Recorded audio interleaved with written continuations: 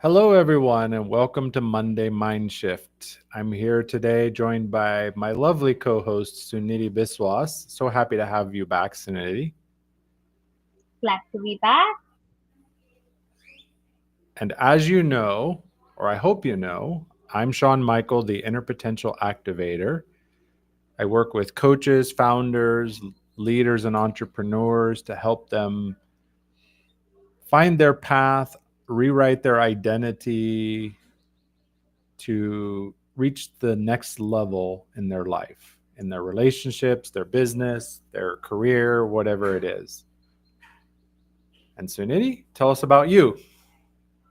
So, about me, it's very difficult to tell about me because my work is nothing about me. It's about you. It's about how people like you can be more authentic when you are communicating and show off your true self because your true beauty lies when you are being authentically you. And that's what I help people come up with and show to the world. And that's all about what I do. But coming back to today's topic, which is really, really connected to being authentic, and I was telling Sean that I would tell him a little insight about this, but I'd let him introduce the topic first. All right. So, our topic today is, do you really want growth, or is it just control? Like another form of control. Think of it this way, like my opening statement is control is fear with a Franklin planner,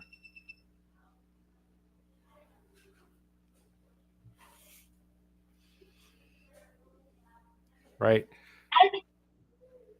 Yeah, Sean, please go ahead. Right?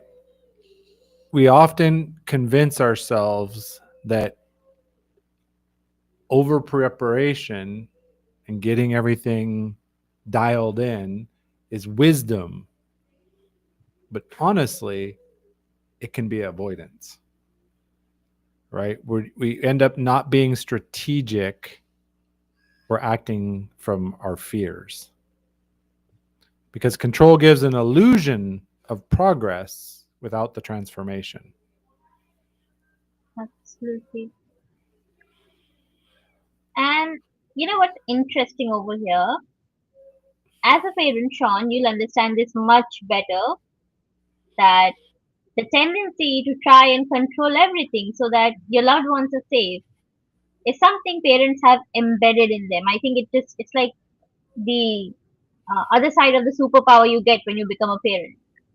But at the same time, a lot of people know or they realize it later that when you tell a child not to do something or you try to control their actions, that's the most It, futile al- exercise ever. it almost always backfires.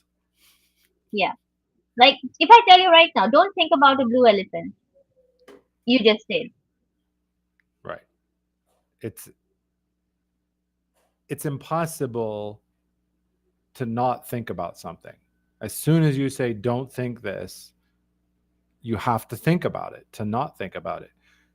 The way I learned it, Suniti, is our subconscious mind doesn't even recognize negatives, right? If you tell someone, don't forget to pick up milk on your way home from work, that person is most likely going to forget because their subconscious hears, forget about the milk. And that's the very interesting thing about our minds that when we try to control something, our mind may not react the way we are expecting it to. So, Exactly. so we need to take a step back and evaluate the flow, isn't it? Because we, especially people like me who have anxiety or who are perfectionists, we tend to over prepare or make sure that every I are dotted, every T is crossed, and it's impossible to have everything perfectly arranged because perfection is an illusion, Exactly. frankly speaking. Right. I adopted a mantra recently, Mm-hmm. Well, it's probably about a year now. Do it messy, just get it done, Yeah. right? It's easy to get caught up in, trying, like you said, dotting all the I's and crossing all the T's and making sure that, my background is perfect and, I've got the right camera equipment or microphone, etc. Yeah, there's fill in the blank here. We can get caught up in all the little details and become trapped, Yes. right? And then that's when the focus shifts from growth to control. And you Right. realize that you're not progressing. You're stuck trying to figure out the little things, whereas messy, stumbling, silly growth is still growth. Like when I just started this journey of being an authentic voice mentor and transitioned from being a leadership communication coach, I felt that since I didn't have a mentor or somebody hand holding me through this, I might not progress. But then there was a very good friend of mine, whom you all might see right now, gave me an idea. And you said in one of the sessions that growth is still growth. And that made me think for a whole day that let me give it a try.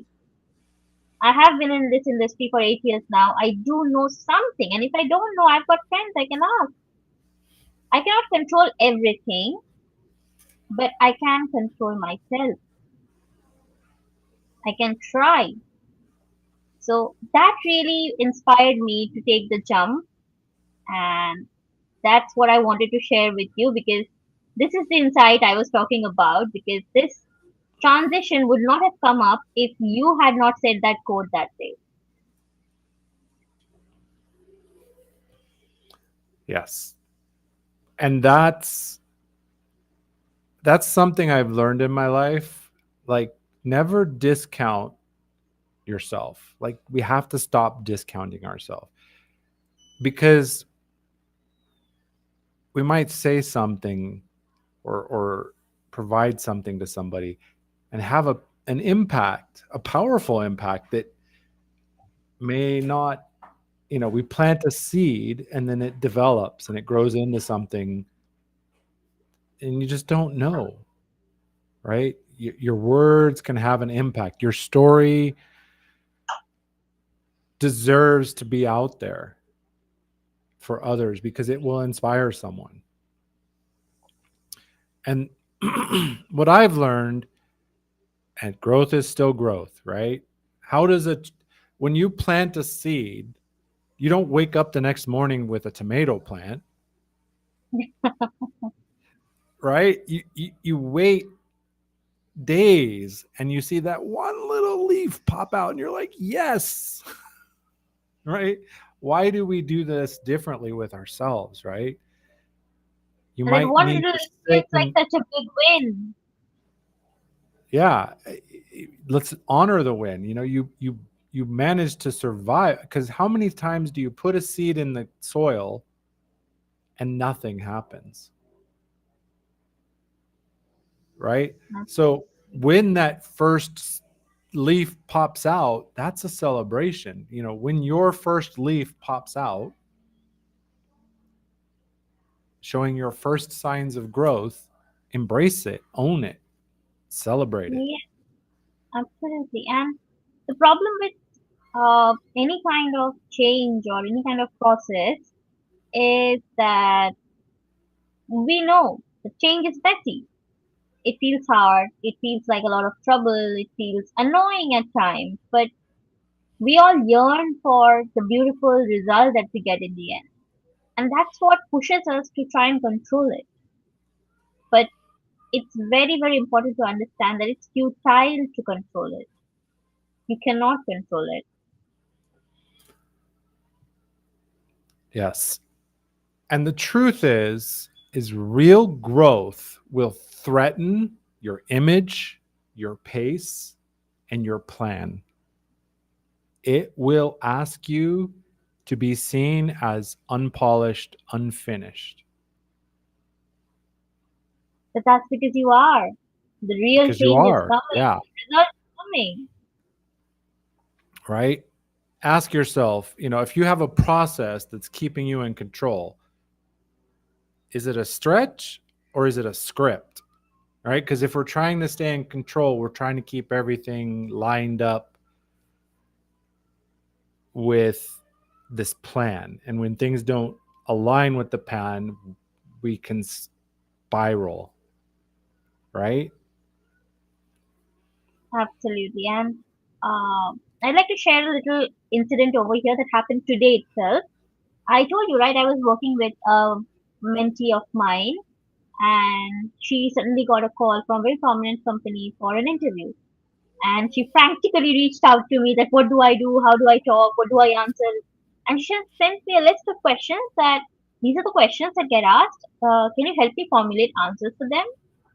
And I was like, we can discuss. She's like, no, could you write the answers for me? I'll mug them up. And you wouldn't believe, I just looked at her for 2 minutes and I was like, are you insane? You cannot control the direction the conversation might take.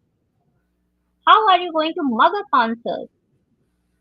So it took me a while to explain to her that to show off your true personality, you cannot be rigid. You have to be flexible. Flexible with the direction the conversation takes, flexible with how you can show off your personality, show off your career, your experience, because Exactly. that's what it's all about. You can't be rigid. Right. They're interviewing you. They're speaking with you because they want to know you, Yes, not some right? script. Not a script, not a neatly polished perfect version, right? We're human because transformation isn't curated. It's inconvenient, disorienting, and it's holy, right? It's a sacred thing. And Amalia makes a good point here. Exactly, Amalia. Like we get impatient because we don't see the visible growth above the surface or outside. But like you said, it's the roots and the all that strength, the foundation that is being built underneath the surface. Absolutely. Sean, do you know how buildings are built? Oh yes, I worked in San Francisco, so I often saw when they started a new project how big of a hole and how deep of a hole they would have And to, how much time they spend just on that hole?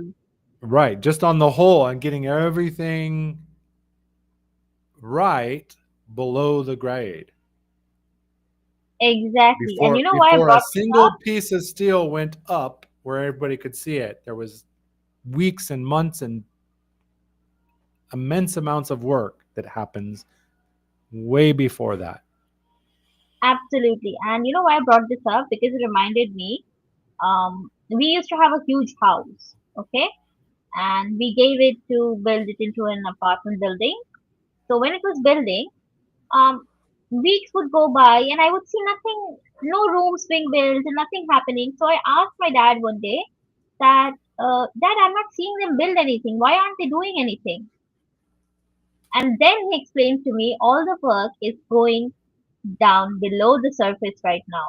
Because if the foundation is not secure, then the building will not be secure and strong.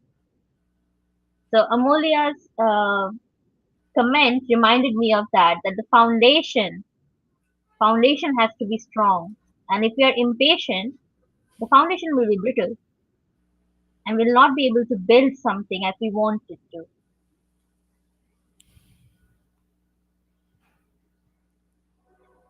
Yes, exactly. And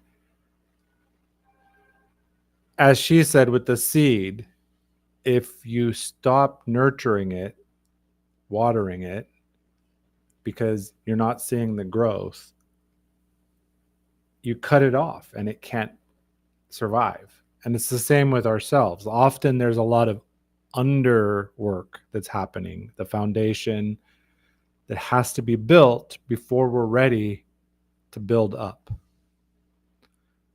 Absolutely. which is a perfect segue, right? You have to be careful about an obsession of being ready, Oh my, because yes.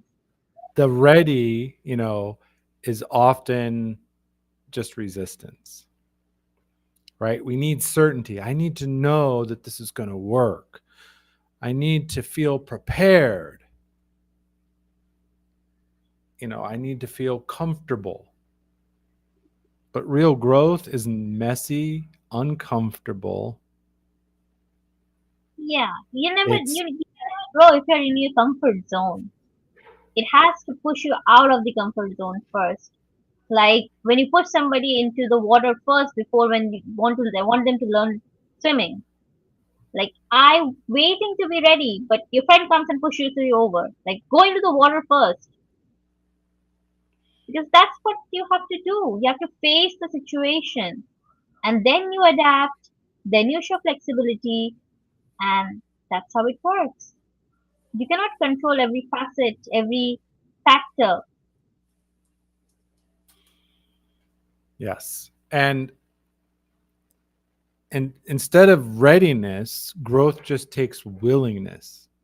Are you willing to take that first step, right? Take the step, build the foundation,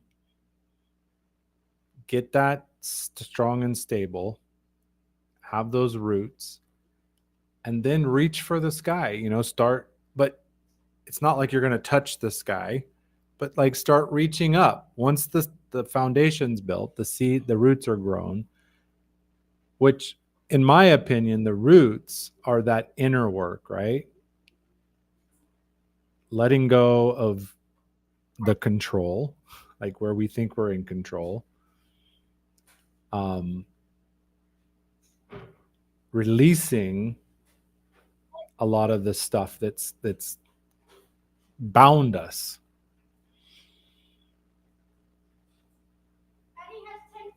Yeah, and it's a lot about doing and not preparing. Some people get stuck, just preparing and preparing and preparing, and they never move on to the stage of doing. But until you do, you won't really realize that if the course you're on is the right one or not. So it's very important that you need to start doing, stumble, fall, because then only you know that, okay, I'm doing something. Yes. And you know, it's kind of, often we think, well, I need to do more work to get ready. And when I do that, then I'll be confident. So we're chasing after this confidence, this comfort, this degree of certainty. But the reality is it doesn't come from thinking more, preparing more. Real confidence comes from taking some action, right? And I love this line that Amolia has said over here that some of the best lessons come from mistakes and failures. Start anyway. Absolutely. Absolutely love it. That So true, so some true. of your best lessons in life, in my experience, the biggest lessons that stick the most have been what others would call mistakes or failures, right? It's today I've adopted this mindset of I don't fail. It's It's all a it's lesson. win or learn. So either it works or I learned something.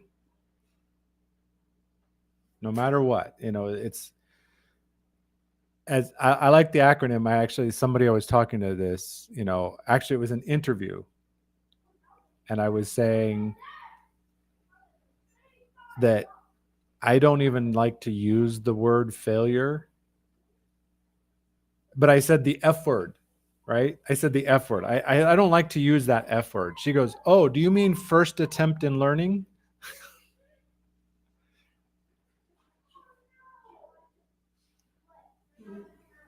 That was a good Yeah. acronym. Like, yep, Right. Or it's a good one. my updated acronym for fear, face everything and rise, right? I'm not very good with acronyms, but these ones are I'm, good. And acronyms are my jam, I think man, it's and I also denied it for a long time, but I'm like, I'm embracing it. it's also kind of like looking at the positive side of it, right? Because in this way you can see the good in fail failing or fear. You're choosing to look at it from a positive point of view. So again, it's about choices and doing. Well, life is about meaning, right? Whatever happens, what it's not like once it's happened, it's gone, right? It's done. You can't undo it. All we do is we have the memory in our mind, which is just it's like a ghost. So what matters is what is the meaning we give it, right? I just shared a note on my Substack because when I was a kid, my parents had me tested for what was called the Gifted and Talented Education Program. I did very well in like math and reading. I was very advanced. And I'm seeing it today in my son. Like, give him math and he soars. His reading is, at 7 years old, he's doing amazing with reading. And then, but give him a worksheet that he's got to write a story. It takes us 4 hours or more to get that work done. He hates it. And I had the same thing when I was young because like I didn't want to attempt things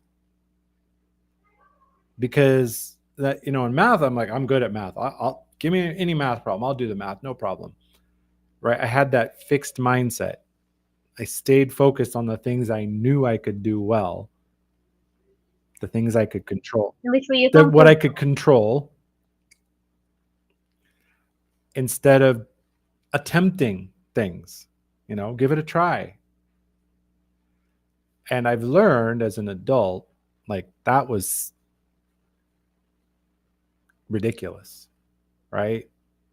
And that's what I'm teaching my son is like adopt a learner mindset, right? I don't know how to do it today, but if it's important to me, I can learn it. Yep. Or I think it happened the best way for me because I was always bad at math. So what I did was I would do anything and everything to avoid math. and that's what my son says about his So grammar work. He's like, I will do anything not to have to do this work. yeah, like anything. Give me pages of handwriting work to do. Tiny little me would do them for hours. But maths, one worksheet, five sums. No, I don't want to do them. So I can relate to your son on that point because it wasn't that long for me. Yeah, it life has, life has challenges. Some things will come very easy to us and some things will be much more of a struggle. I agree, Colton. You know, and you should be proud of when you learn something, no matter how small, right? And nothing is small, you know. You never know something when something will come of use. Well, When some connection or some fact or some activity, some skill. right. Or, or carrying around words that you learned in school that you have no use for. Like triskaidekaphobia. Like, yeah, I use that regularly. Not, but it's locked in my brain forever. Yeah, it's only useful in the spell bee competitions. Yeah, That's when they put out those words to bamboozle you and make you stumble. But yeah, language is not about being complex, it's about being understood. exactly. I tell And the people I tutor in English all the time, they've often been taught that, you know, they're operating in this control, right? They're only willing to use this much English because I know I can do that grammar well. I can control it. Outside of that, I'm not. I'll just sit back and listen. And I try to convince them that language is about communication, right? It's all about sharing ideas, understanding each other. Order which it comes in matters not. exactly, and that's also a learning process. That's absolutely a learning process like everything else. You start, you do it. Sometimes you stumble, sometimes you soar, but that's how you're going to make progress. Right. Because if you don't start, you're going to go nowhere. You'll just be standing right where you started. Right. And that's probably the saddest thing. So I have a question for the audience, and that is, and I will put it in the chat. Where in your life have you mistaken control for clarity?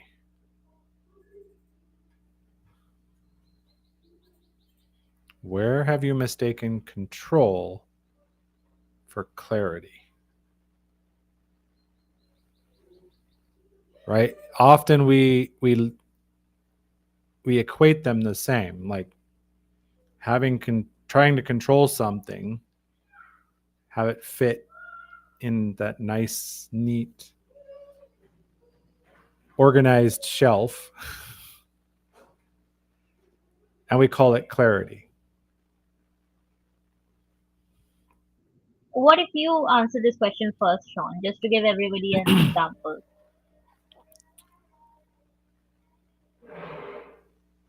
I've struggled with this a lot in my life where, before I took action, before I made a decision, because it's it's kind of my human design. Like, I've been studying human design a little bit,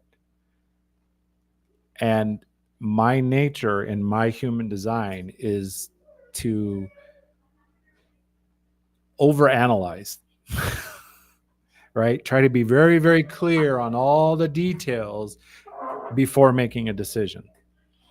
So I've been learning over the last 2 decades to let go of control, not to give up evaluation and analysis. Like, it's still valuable, but kind of setting limits for myself. Like, I will analyze it, but then I need to make a decision. Like, I give myself a cutoff time. I want to have some clarity, but then I've got to make a decision. And like you said, let the chips fall. Yeah, absolutely. Yeah, Pete's comment is very insightful. You know, we might think, and this has been really clear for me living in Guatemala for 11 years, right? Because a lot of times I'm scratching my head and I'm like, what in the heck are they doing? And then I just found out something. Because my wife asked one of our police friends, she's like, what are the laws? What are the traffic laws here in Guatemala? Are they similar to the US? Because, like, we have a law, we have a common practice. If a vehicle is in the roundabout, they have the right of way. So if you're coming to enter it, you wait until they're clear. There's a roundabout when we leave the house, and I'll be halfway through the roundabout and a big semi truck is coming right into the roundabout, and they have no intention of stopping. And so we asked our police friend, like, is the rules different here? Like, what's the rules? So he sent a video last week of a large percentage of drivers in this country took no test, no course, nothing. They went to a certain business, they paid a fee, they were given a license. That's dangerous. And I just went, That's I now dangerous. understand why these people do these crazy things on the road. That I'm just going, what are you, my first instinct is like, what are you, expletive, expletive, expletive.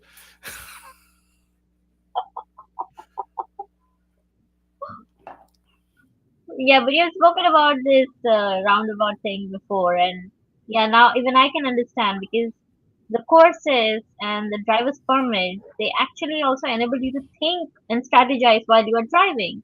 And if somebody has not done any course or gotten any guidance, they will never understand the logic behind why somebody is doing what they are doing. Right. Well, and one thing that I learned in some of my education and training is each person is doing the best they can with their current resources. Yeah. Right? Whatever someone's doing, they're doing what they know. They're doing the best they know how. That their intention, generally, now there are people with bad intentions, but generally people are doing it from a positive intent with the knowledge, the resources they have available. Yeah, I mean, we all are trying to survive and do the best that we can. So, but you gotta still admit that a little bit of chaos is necessary. You cannot control everything, and even if you could control everything, that would be very boring, wouldn't it? Like if you knew how life was going to unfold, if you knew how your day was going to go, it would be boring. There would be no excitement. There would be no anticipation. Yes. And, you know, I'm going to bring this up because it's a big part of who I am, right? I learned from my teacher, my mentor. He teaches there's 6 human needs. Every human on this planet is looking to fill these 6 needs. And the the only difference between one person and the next is what's the top of the list, right? Maybe it could be significance. You want to be seen, you want to be recognized, like, hey, I'm smart, I'm pretty, I'm whatever. You want certainty, right? I want to know what's going to happen. Maybe you want uncertainty, like, I don't want it to be boring, I need some variety. What's the old saying? Variety is the spice of life, right? The so that was 1, 2, 3. Number 4 is love and connection, right? We want to be connected to other humans. We want to be loved. We want to love at some level. As I said, our orders might shift. Part of our challenge comes when our we have two needs that are trying to do opposites, so they're fighting. It creates an inner conflict. Imagine if you have a need for certainty and an equal need for uncertainty. That can cause some conflict inside. That would be such a confusing thing to happen to somebody.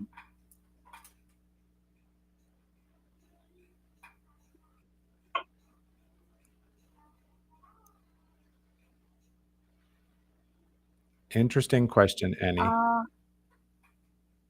it would be great if we can highlight it. And I'd like to share something over here. There is a phrase that the current generation is using to call these people.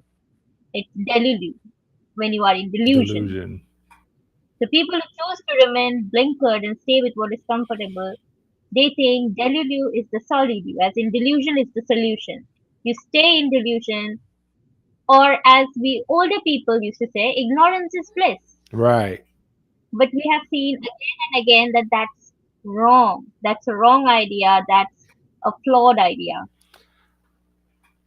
Right. It only gets you more hurt in Well, the I end. think like what happens a lot of times with these statements is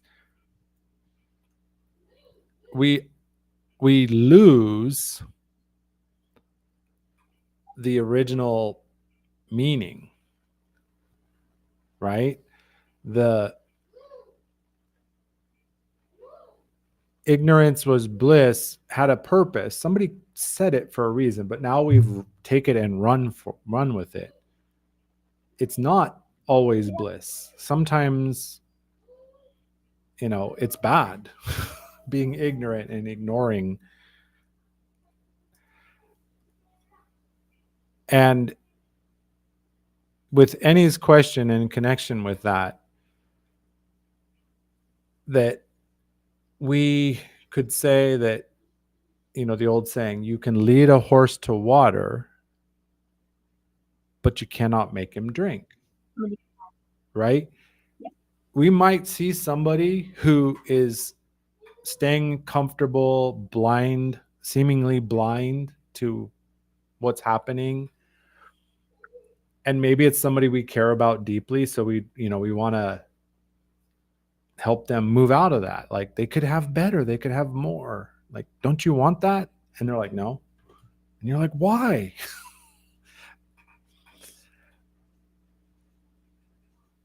The second tier of you can lead a horse. So we can try to share things with them, but often they're going to resist it, right? Because Yeah. Because they're comfortable they're in that comfortable and they're position not that they're in. ready to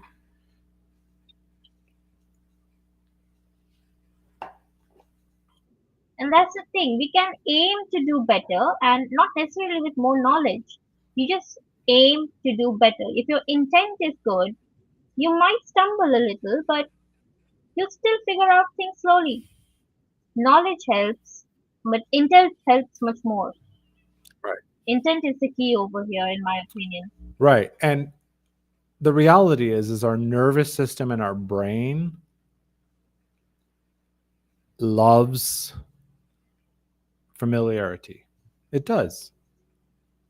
It doesn't like change. It doesn't like to be different. So and a lot of that has to do with who we think we are, our identity, right? Yes, I think somewhere I read that human beings are slaves of habit, and that really fits over here It is very because fitting. if we're habituated to something, we don't want it to change. We get comfortable in that routine. So even if something's better, we will still stick to the routine because that's familiar, that's comfortable, that's known.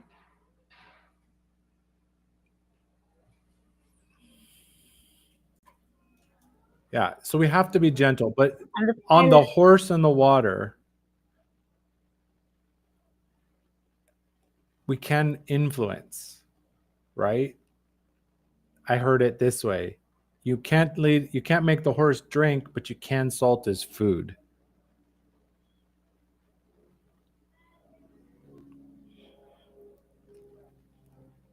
right? It's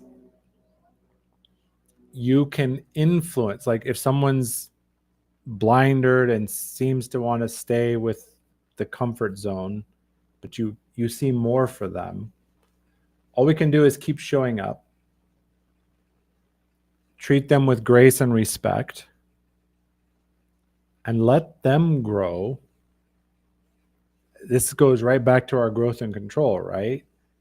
Like we try to hold on to absolutely. control and wonder why we can't have growth. And at the same time, we want to control others because they're not growing as fast as we would like them to grow. Yes, but we have to understand that every human being is different, and our needs and wants, our visions, our dreams, it's all different. So we gotta accept that you cannot control somebody else. The maximum you can control is yourself. So if somebody is not agreeing with you, not agreeing with what you want for them or want for yourself, you cannot force them. The moment you force them, that's mostly illegal in most countries Mm-hmm. and also absolutely futile because they will resist you.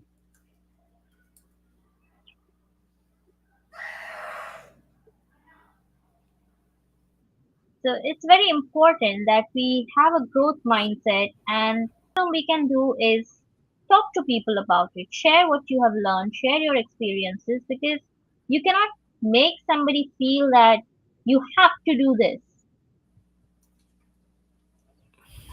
They will never Right, agree. because They if feel it.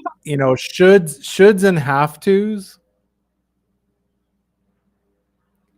always always brings up resistance, Absolutely. right? I always heard this, like stop shooting on me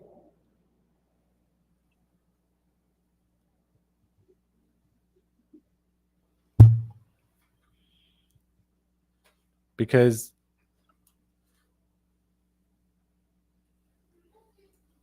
yeah, it's if you tell someone they should or they have to, they're going to resist.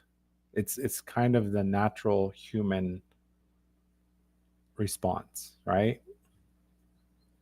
Yeah, exactly. It's kind of like, that one friend of yours who will keep on going back to their ex and no matter how much you tell them that that's the wrong move, that you should not go, they will not listen. Like you said that our brain does not accept the negatives. Don't forget and it will forget. Right. So circling back to that. Yeah. Right. Or like I remember being a teenager and your parents are like, don't drink alcohol.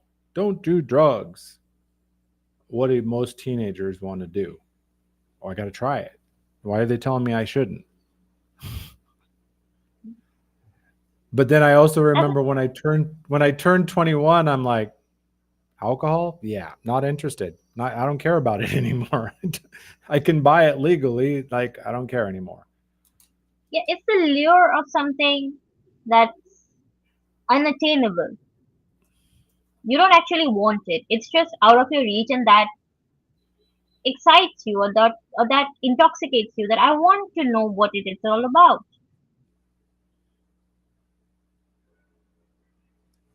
Yeah.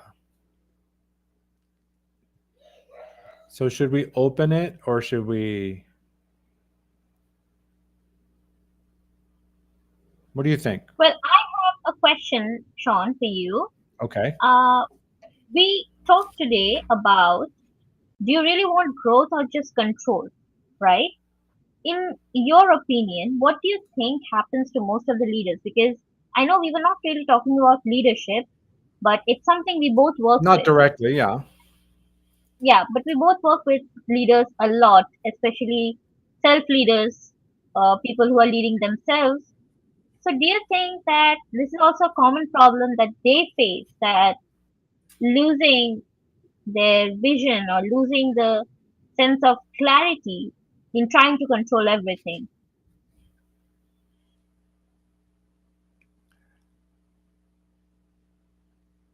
Because I think, wait, can you repeat the question? Because I kind of Do lost you my train of think, thought. do you, yeah, do you think that the people that we work with, especially leaders, they sometimes lose their focus of the vision that they have in their mind in trying to control everything? I think absolutely, because they get so focused on that control of getting everything just a certain way, right? I was working on something, and one of the shifts that I was talking about in this document was, if I don't control it, like a lot of leaders think, if I don't control it or if I don't do it, it won't be done right. And we only Micromanaging? have micromanaging. Yeah. A lot of we often call it micromanagement, or, sometimes, like, a lot of people micromanagement, but think of a leader who won't take the input from the team, or they don't honestly take it. They hear it and they're just like, yeah, whatever, this is the way we're going to do it. Like you said, holding that control. No, this is the way we're going to do it. I definitely think it happens, right? That they lock on. And the other thing is each of us only has a certain amount of bandwidth. So if we're focusing on controlling it, can we keep up with our vision? And then, aren't we controlling our vision instead of Letting it drive letting the us? vision bloom, to be everything it could be? We're trying to hold it down to this is the way it needs to look. Right? It's like prayer. People pray for something, and if it isn't answered exactly the way they think it should be, it's not answered. And they don't, like Annie was talking about. It's like they're blinders, right? Like, nope, that one was, I didn't get that. And everybody around them's like, what do you mean you didn't get it? Like, what are you talking about? You So might have yes, just gotten than what you expected or wanted, but you wouldn't right. notice because it's not exactly the same. Because you're, well, and that comes back to what I've heard called the red car effect, Yeah, right? Or priming. It's, you won't see things, but until you focus on it. I think the best example of this was, they were talking to people on the street, and some people, they handed a cup of cold coffee, iced coffee, and some people, they had a nice steamy cup of coffee, nice warm cup. And then they showed them pictures of people and asked them questions like, what kind of personality do you think this person has? The people who had the coffee, the hot coffee, usually say, oh, they look so warm and inviting. Like, all the interpretations of the person were more on the warm side. And the people who got the iced coffee, oh, they look kind of cold. So all of it the has an coffee was effect. Like, if, influencing.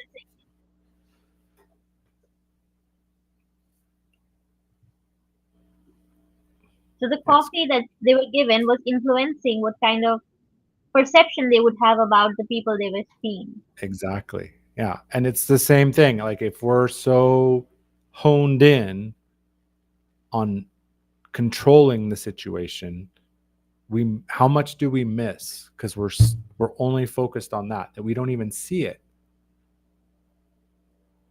Another example is like, have you ever gone looking for like your keys or your phone, and you're looking everywhere for it And you don't find it. and you can't find it?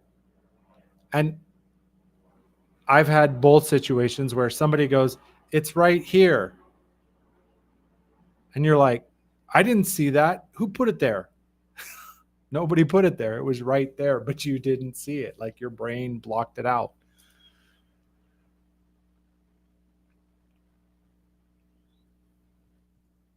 Have you heard of the story of the grandpa who is searching for his glasses and then grandma comes and says, "Oh, they're on your head." And she just pulls I've them down. I've heard that one before. Or the mom texts the daughter, "I can't find my phone. Can you come and help me find it?" It's like, "Mom, what did you just send me the text message on?" So many examples of it. But that's what Right? happens, we face this in day to day life. My mom loses a phone almost 5 times a day. Yeah, it's well, and I had this happen to me. I was working with a newer guy at our job, and he was asking me. He said, "I need to order this part for this job I'm doing." And I just right from my head, from memory, just gave him the part number. And he looked at me, he's like, "Wow." He's like, "You just remembered that part number like nothing." And I looked at him and I said, "Yeah, but I can't remember where I put my screwdriver 5 minutes ago."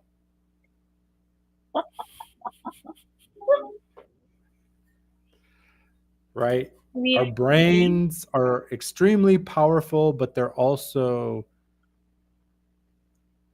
very single track and very slow. And they're easily tricked. Absolutely. I've seen, like, there's a great series on Netflix. I think it's called How the Mind Works, or How Your Mind Works. And they demonstrate a lot of different cases where people's percept they don't see things, or things look, we've seen the illusions when we were younger, right? Which line is Hmm. longer? And one looks Yeah, much longer, but it's not. They're exactly the same. If you measure them, they're exactly the same size. Perspective, influence, our internal beliefs about ourselves, about the world, have a lot of effect on our perception. maybe we should have a session on perception someday. That's That's a that's a very, good very topic deep to put in. topic. Yeah, yeah. If you search, I'll have to share it. There's a video I saw on YouTube. It's actually a scene, I think, from a TV show, and the Hmm. professor is playing an audio,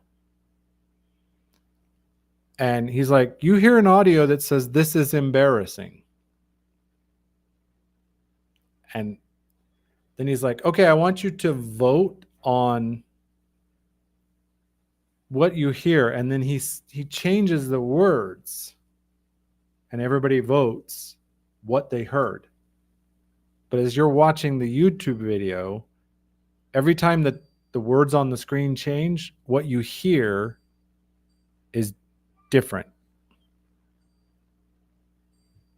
Yeah, I think I've come across this. I think I've come across this. Right. Or the other one I've seen is called the selective attention test. You can find it online too. They have two groups, one with white shirts, the other with black shirts, and they got a basketball. And the instructions say, count how many times the group in white shirts passed the ball. And so you watch it and you see them passing the ball back and forth.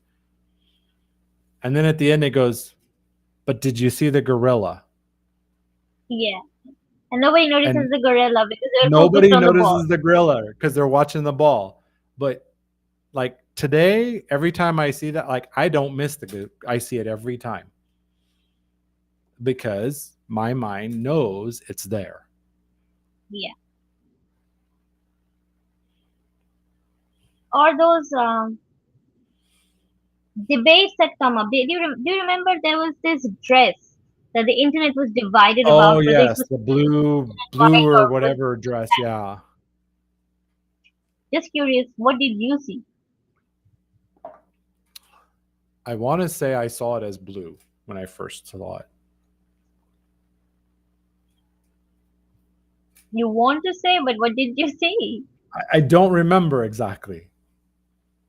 Yeah, I saw blue as well. And I was baffled, like, how can that happen? But apparently it did,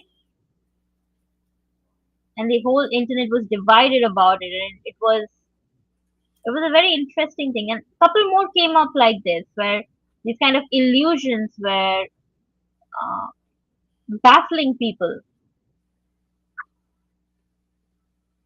Right, even stage magic, it's not magic. It's just distraction. Yeah. Right? It's they've got our attention over here so they can do something over here and we don't see it. They're they're they're utilizing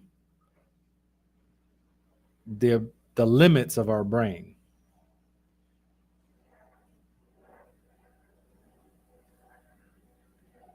Pete makes a good point. You know, it's all about what you choose to focus on at the time.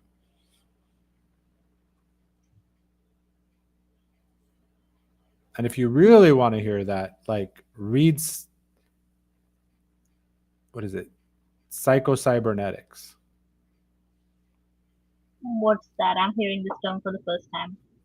So it's a book. It was written by the author was originally a plastic surgeon, Okay. and he had done so many surgeries on people because they wanted to make a smaller nose or various features. What he found out is he had some people that when he saw them after surgery, he's like, wow, that turned out really good. And they didn't see anything different. They looked in the mirror, they didn't see a change. And other people, like, their whole life changed after surgery. Like they gained success and got married to the most amazing spouse in the world or whatever. And so he started wondering, he's like, what is it? Why do some patients get the surgery and their whole life changes, and other, it seems nothing changes? And what he found out is that a lot of it, So it's again about it's a perception. It's perception, it's beliefs. It's the person who looks in the mirror every time and says, I'm fat. No matter what weight they are, that in their eyes, I'm fat. I'm too tall. I'm too short. I'm too whatever.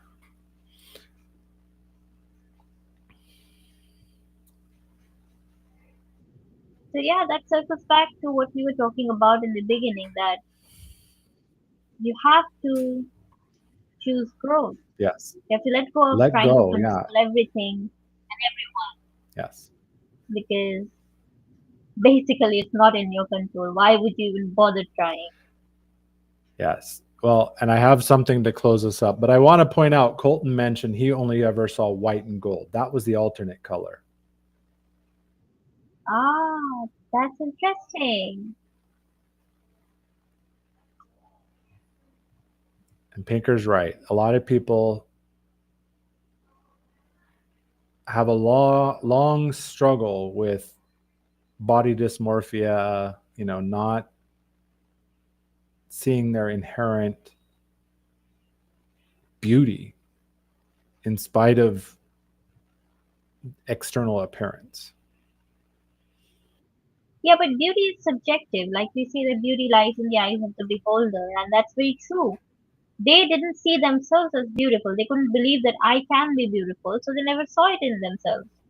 Whereas an outsider would look at them and think, "You're beautiful." So yeah, self-confidence was the issue. I do agree with Cotton over there. Well, I think it even goes deeper than just self confidence. Because just trying to gain self confidence can often be fragile without deeper work.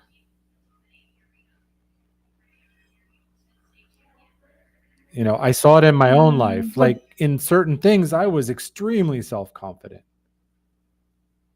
in math, in drama course in school, because, when I did my personality test, the name of my personality type on Myers Briggs is entertainer. So yeah, it was exactly perfectly suited for me to be in drama class and act in the school play. Whereas somebody else would have found it an utter nightmare. But ask me to play basketball at recess? Oh no, get me out of here. No, thank you. Because I always saw myself as like, I'm not a sports type.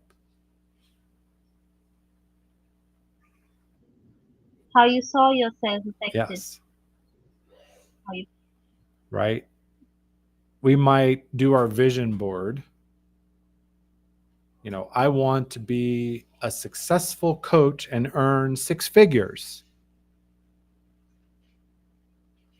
But if your belief is, I'm just a poor guy who grew up in rural part of the country, you know, living in a trailer park, until we update that, it's going to be very difficult. And that's why we struggle.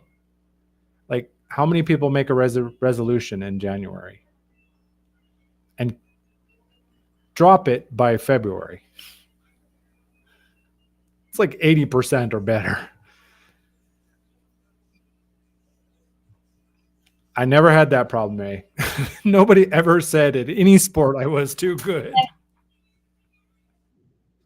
I was actually removed from the basketball court because I was so bad. Yeah, I just avoided it. We I were playing dodgeball and I broke my wrist. I take that back. I They were looking for a There hazard. was one time I went on the basketball court because I was in agriculture class and we had donkey basketball. What's that? So they bring a bunch of donkeys and all the players are riding on the donkeys. I've never And heard of it so before. the object is like you have to play basketball and get the donkey to go to the right basket. It's hilarious to see. It really is. But Okay, it that's kind of interesting. strips away, like, because it balances things, right? Because you can be the best basketball player and you can be the worst basketball player, but because of the But you're donkey, facing the same like, problem. you're all fighting the same donkey.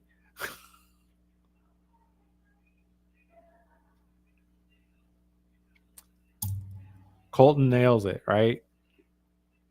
We're ignorant about ourselves. We don't take the time to explore all of us, right? Shadow work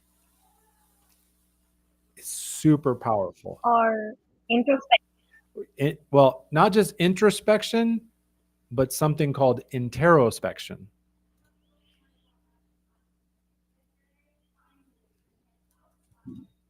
which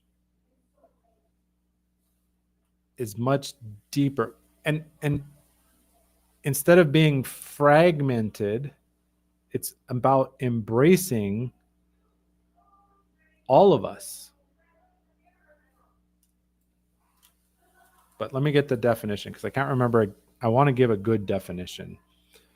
But Colton is exactly right. We have all these biases. Maybe it's things we heard in the early years from parents, teachers, etc. We bury parts of ourselves that we don't want to look at because they're painful and uncomfortable. We try to control them. Yes. I was looking for that word. And we get these negative stories repeating these negative ideas, these negative thoughts, statements.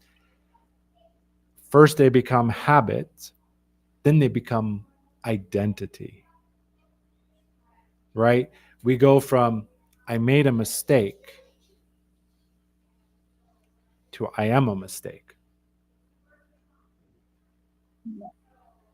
We go from I did something dumb to I am dumb.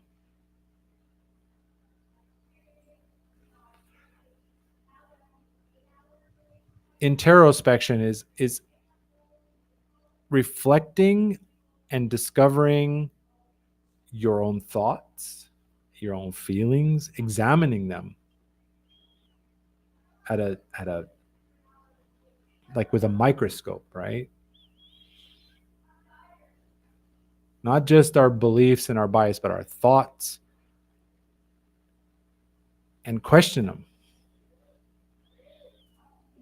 right? If we have a belief about ourselves, we're saying something about ourselves. Is it true? Like, is it 100% true, or is it just the story? I think we covered this in one of our previous sessions in more depth, Yeah. and we're already running Yes, we over are. time, Yes, by the yes. And I way. want to Just respect everybody's time, especially Suniti, because I know it's very late for her. So thank you all for your time. Thank you for your comments, your insights. We appreciate everyone for joining us. We'll see you guys next week. We're here every week, or at least I am. Suniti's been kind of absent. will be. I will be. I apologize. Yes, as my Arabic students say, inshallah, right? In English, we say God willing, right? The internet could crash next Monday. I don't know. I mean, you heard about the Facebook panic, right? What? Huge, like people whose whole business, their whole network and community is in a Facebook group. They logged into Facebook last week. Their group's gone.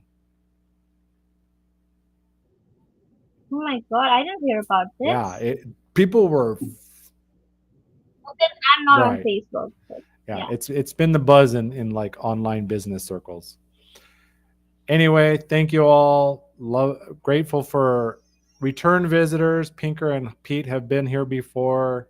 We got A and Colton that joined us. I haven't seen them before. Annie, Lisa, Amalia, thank you all. And thank you to everybody Thank on you so Team much Replay. for joining. Anybody who's catching this as a replay, we Yes. thank you. Feel free to continue to leave comments. We appreciate your thoughts, your insights, your questions, and exactly, Annie. Yeah. Yeah. But we'll have to explore that. Are we lazy? Or is it something else? Or is there something stopping us? Yeah. All right. Thank you, everyone. Have a great week.